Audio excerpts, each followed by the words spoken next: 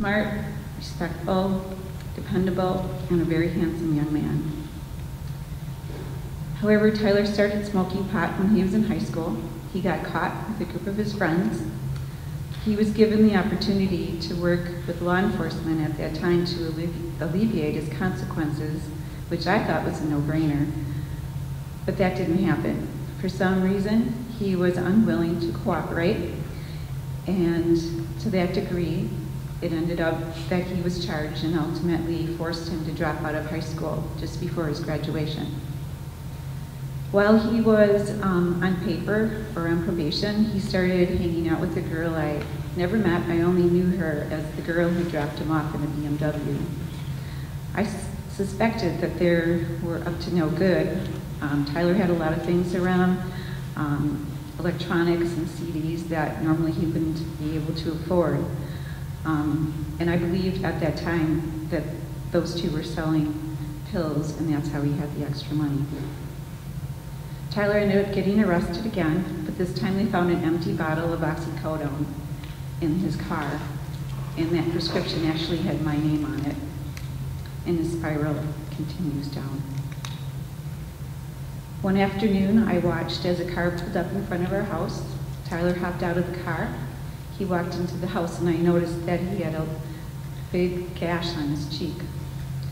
I asked him what happened, and he said that he and his friend Eric got in a fender bender. He was fine, and that I shouldn't worry about it. It just so happened that that night he had an appointment with his therapist, and I drove him there because he no longer had a driver's license. I was waiting in the waiting room, and his therapist came out and invited me to join. She encouraged Tyler, and she said, "Tyler, there's something that you need to tell your mom." And Tyler continued, "Mom, I wasn't really in a fender bender tonight. The gash on my face is from a drug deal gone bad, and the dealer hit me in the face with his gun. And Mom, there's one more thing, I'm a heroin addict." Well, at that moment, I realized that he was in some deep trouble. I could never have comprehended how sad and how very difficult the next 8 years of life would become, not only for Tyler, but for my entire family. Tyler went through 12 rehab programs. I never stopped trying to get him sober. He landed himself in 3 county jails, and eventually he went to prison, and that was in 2011. He made great strides while he was recovering. He was offered a program at the Sturtevant Transitional Facility, and before being released out into public, he went into a halfway house that was in Waukesha for 3 months. During that time, he worked really hard getting himself ready for the world again. He found a good job, and he participated in the programs, becoming a leader within his halfway house. He built a support system in the 12-step program, and he deepened his relationship with his sponsor. He became an overcomer, and he found victory in Christ. Little did I know that God was preparing him to die and preparing me to live the rest of my days without him.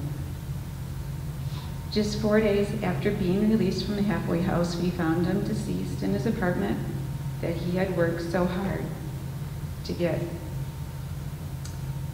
He decided to use heroin just one more time.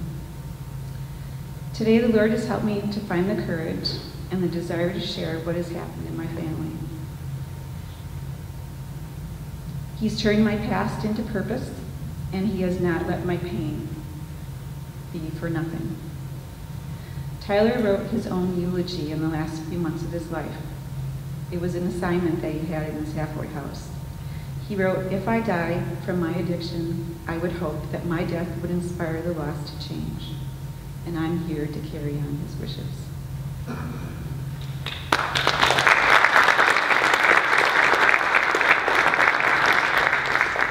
Thanks, Julie.